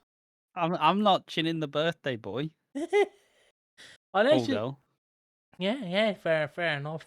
And I've made myself end up loving the Jack and Ravi stuff. I've ruined past the parcel for me. That's what I've done. Not Uh, like I'm ever playing it again. Let's be real. Why the fuck would I be playing it? I'm not 10-year-old anymore. But shit was fixed. Ash discovers that his childhood was not that good because fixed the parcel was break. The one clip that's all going to come out on the short page next week is just 7 times of Ash saying like, Pass the parcel is fucking rigged. That's all. That's the short. yeah, but yeah, I've subconsciously just made myself love the Ravi and Jack segment now, just because they are literally playing musical chairs of past parcel. It's just you dads fighting. It's just two dads fighting. Go on, do something then. No, No, you. go on. Go on, you. You. Someone hold me back. Hold me back. No one's there. Hold me back. it's, It's the equivalent is like it's the dog sparking behind the fence, isn't it? Ooh, ooh. The fence opens. Hello. I'm Ooh. I don't know if I can editor you can keep this I'm sick of it. Fuck's sake. Fuck editor off, Ravi and Jack. editor you can keep this joking if you want, but Ah, I Jesus. wouldn't really mention dogs around Scott Madsen. Just yeah. Um Let's just keep that I context. think what? Because remember, I like, think dogs were the problem. Wasn't the problem where he battered no, like no, a guy in a car park? no, the problem was that from what I remember, the disabled guy didn't pick up the dog poo, so, Oh, so he just still a mental thing to start a fight over. yeah. How dare you? Obviously, I think the allegations were dropped and it didn't go anywhere. Yeah. But But also, the allegations were made to sound the sexiest possible. Where it's like EastEnders star beats up disabled dog walker. And it's like, whoa, what the fuck? The allegations didn't come to anything. yes, but anyways, I He thought, didn't even apologise, did he? He just shut the fuck up about it. Classic BBC. but you saying ableist slur. What's it He, come to he these didn't days? even apologise, did he? I don't think so. You can't even say a slur these days and get fired, but you can beat up a dog walker. BBC Gone Walk. Have we done all the awards yet? Yeah, they've done all the awards. Yeah. All right. Yeah, final thoughts. It was an alright week. I just want a bit of sustained success from Ben Wadey, really. Like, last week was really good, but this week's been piss. Was last week the Zoey stuff? Yeah, it was. Yeah. Yeah, this week's just been a bit piss. Like, it's fine, but, like, why is Jack and Ravi getting starring treatment? Is my question. I like the Nigel and Phil stuff. That was really good. I liked Zoey kind of reminding herself that she is a Slater. That's always fun. And I don't mind Callum and Johnny as a couple. But yeah, just a pretty just a middling week, really. Nothing too substantial, nothing too remarkable, but vaguely interesting. Yeah. Again, I agree. I agree. I've subconsciously made myself love Jack and Ravi fighting over the gun. I love Phil and Nigel. It's so wholesome. Um, Jonno, Jonno dying was wasn't extremely sad. He deserved to die. Piece of shit. But yeah, I just think we're in for a decent autumn with the return of Max and Stewart and Ben Mitchell. I think we're in for a good autumn, in my opinion. Don't know if people will agree for that, but yeah. I guess now it's just the after show, I guess. Let me just very quickly make the timestamp. Oh my god. I think there's thunder outside. Thunder. Lightning. At first I saw the thunder and the lightning. I don't know that song. I'll go first. I guess I kind of will talk about my holiday before I go on my next holiday in 2 weeks' time. Because I didn't really talk about London last week or the week before because I was sick on the week I came back, and then week after Ash was like taking on a shed. So, I kind of did enjoy London. I kind of got scared at the wrestling event. I got too anxious and then had to leave. But a story I find, and I really would like a short minute of this because my dad can't stop laughing at this story. And I don't know if I've told you this story, but there's an image of me where I got in a deck chair, and my dad obviously got up out of it, nice and normal. I could not for the life of me pull myself out of this deck chair. So my dad had to grab me, literally put all his force in he could, pull me out of the deck chair while these two lads sitting across from us are pissing themselves laughing. My dad is pissing himself laughing, and I am pissing myself laughing because I'm a fat bastard who can't get out of this fucking deck chair. I'm literally like this in the deck chair, and I'm trying to get up like that. So my dad is just to grab me and with all the force he can pull me out of it. It was it was mental. Yeah. So that's pretty much what I did. And then when I came back, I didn't really do much. And then Indiana Jones, the first three movies were in cinema from Monday to Wednesday, so I went and watched all three of them with my dad. Didn't watch the fourth one. The fourth one didn't return to cinema. I hope it does, so then I would have seen all of them in cinema, which is a nice I achievement. still don't know why you didn't watch the fourth one. I don't know why. For context, when when I went to see Indiana Jones 5, I remember us talking about the fourth one, but I don't know, you just didn't go. No, the fourth one didn't have. No, Indiana Jones, not Spider-Man. Oh, yeah, yeah. Yeah, no, No, no. but when you saying like the fourth one's about like fucking time travel and shit. Well, that's the fifth one. Oh, all right. I'll give context. The first Indiana Jones is the Raiders of the Lost Ark, where they go look for the Covenant. I think it's the one with the where they open it and the faces melt off. It's basically to stop the Nazis from like discovering this artifact. And then the second one is a prequel. It's the Temple of Doom, where I can say it. A bunch of Indians tried to kill Indiana short round and a woman, I forgot her name. Um, and that's where you get Indy, where he's cursed and there's a bunch of child slaves, and he basically comes back. The third one is the one with his dad, where they go find the chalice, where that if you drink out of it, you become immortal, and you cannot die. And he does do that because what happens is the Nazis shoot his father, and he has to go get the chalice, and he gives his dad the water to like heal him and make him better. Obviously, the dad probably does die in the future. So does Indiana, because you can't leave the area of like you drank the water, because if you do, you're basically breaking the curse. If that makes sense, you're basically stopping it. I don't know what the fourth one's about. I know his son's in the fourth one, and the fourth one is Is the fourth one not Crystal Skull? yes, it is. The fourth That's one, on with Shia LaBeouf.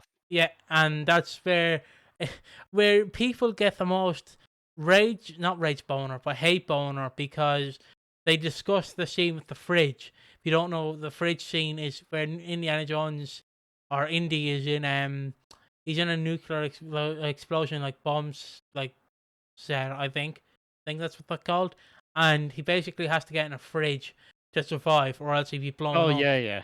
Yeah. Yeah. So he hides in the fridge, and then the explosion goes off, and he goes flying, and then people go, "That's fucking unrealistic." And I'm like, "Have you seen the first three fucking films? The 1 and 3 is about the Nazis finding these artifacts so they can live forever and stop the world. The second one is about him finding. I forget what the second. The second one involves Indians fucking sacrificing people, pulling their hearts out, and sending them into hell. I don't know how the fourth one's unrealistic. You can't really fucking, you can't, you know what I mean? It'd be like looking at an alien movie, like an alien, just not any alien, not the franchise Alien. Like looking at an alien movie, going, I did like the bit with the UFO, but the bit with the guy got on a fridge and fell 30 stories and survived was a bit unrealistic. It's like, yeah, and there's a fucking alien in it. And then the fifth one is, it's a great plot. And it's a great ending to Indiana Jones, even though after seeing 3, I think it should have ended at 3. I still haven't seen 4 at all. Because how I watched them, so I watched 5, then I went back and watched 1 and 2. I never watched 3 and 4, and I should still watch 4 at some point. But 5 is the one where it's set during, I believe, when America won the space war. So it's set during the moon landing. And they want to find this artifact where if you put it together, you can go back in time. And they end up going back to I forget what war it is. They go back to a war, like a Roman war. And Indiana wants to stay, but he can't. And yeah, that's the time travel moment with the Nazi, because obviously the Nazi wants to get the time travel thing and then make the Nazis win the war. Which is mental, because Wolfenstein and also Man in the High Castle talk about Nazis having fucking time travel abilities, which is mental in my eyes. Just mental. I've probably said that N word too much in this podcast. Clip that. But yeah, the Indiana Jones, the first 3 films are so iconic, are so good in my opinion. I feel like a kid watching them, because like, you look at them, it's like Indy would not survive these if we're putting real life, if we're putting realism into it, he would not survive half of these. Like the first one, he's fighting someone, he's defeating a whole army of Nazis. Like, you know what I mean? He's defeating a whole army while driving a truck, and he's barely stopped when he gets shot in the arm.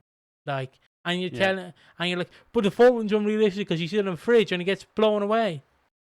The fuck? Like, because I remember me and my dad were walking home from the cinema after watching all 3 of them, and he's like, son, you know, it's a bit funny, him fighting the Nazis. And I go, why? Because, like, surely the Nazis would come out and kill him. Like, all of them. They wouldn't just go one by one clown car style and be like, oh, he didn't do it, so I'll do it. Oh, he didn't do it, I'll do it. But yeah, the music is iconic. I don't know if you've seen them, but they're truly good films in my opinion. Have you seen them? I've seen enough. I've seen bits of all of them. I know enough. To be fair, the only like the major Indiana Jones I did have Lego Indiana Jones, Oh, fantastic.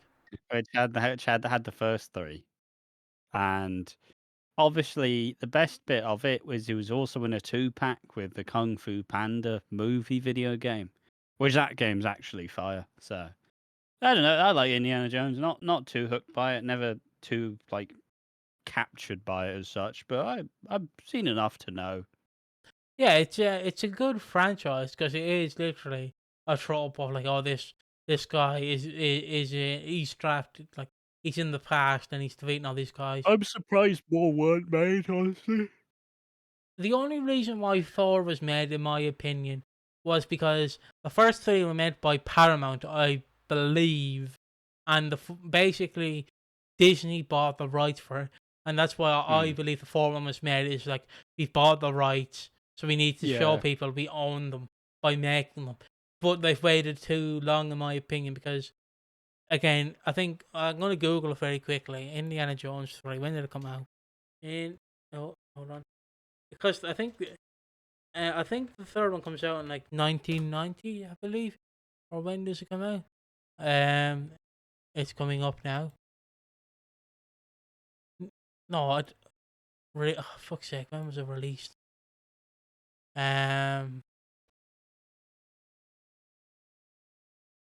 It was released May 24th, 1989. Yeah, so there's a 19-year gap in the films being made, and then there's nearly another a good 15-year gap. Yeah, it's a good 15-year gap as well. Yeah. Yeah, so like it just I don't want to say it gets worse and worse, but you can certainly see where it's like, yeah, maybe because if they made like the 4th and 5th one in the 90s and early 2000s, I think it would be fine. It's the fact there's a near 20-year gap between 4 and 5 and 3 and 4, so it's kind of like, yeah. Well, it's also just because, like, obviously the whole idea to bring in Indy's kid, right, is you hope maybe once like this is over, maybe at some point we do the next movies with Indy's kid. Yeah. But obviously they did Shia LaBeouf, and people had problems with that one, anyways. But like, if you were gonna hand it off, you needed to hand it off at some point, but you never did. So now you have like fucking 82-year-old Harrison Ford doing Indiana Jones as, you know. Like, I don't mind 5. Again, I can't judge 4.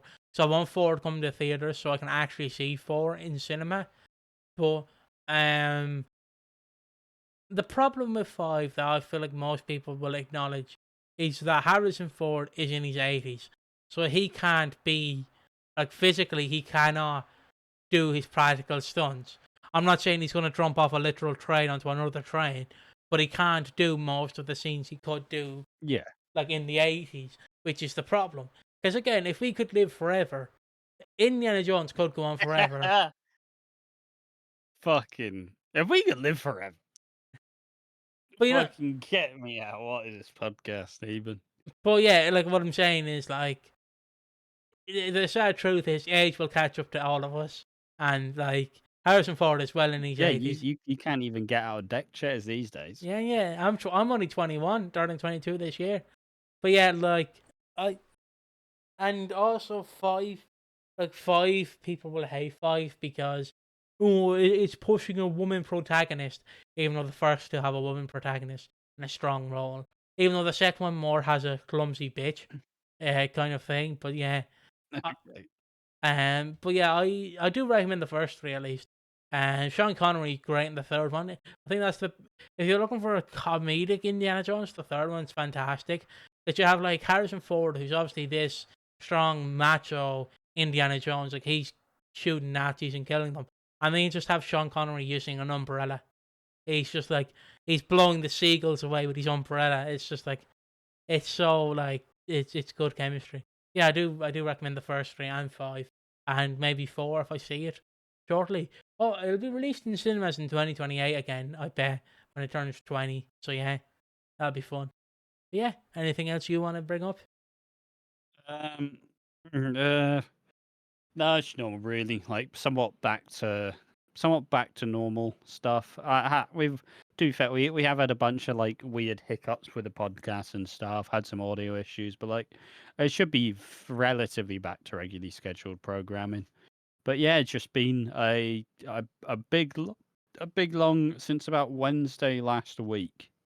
Been a ridiculously full on, actually being proactive, actually getting rid of a bunch of stuff, like a proper deep clean, which has been fucking annoying to deal with. But a lot of good stuff's been done. So yeah, fingers crossed, everything goes well. But it's only like should only be like another week till we actually kind of know till we actually know what we've been building towards. So yeah, we shall see. But hopefully, I mean, I think this podcast probably been the best one we've done in a while. So yeah, it's good fun. It's a good Yeah. podcast. Got some And good topics. and I guess that's how we end it. We end it there. And let me just make a timestamp very quickly. Um, fuck's sake. And there we go. Now, what can I say? But it's time to say goodbye. It's closing time. One last time for alcohol. Get your drinks in, everyone. We're leaving. It's 2 hours and 1 minute. We've been stuck in this chairs for 2 hours and 1 minute. Mainly because I just had wonderful rants and some colourful language. So yeah, I hope you enjoy this. We will see you in the next one. Bye bye. Bye bye.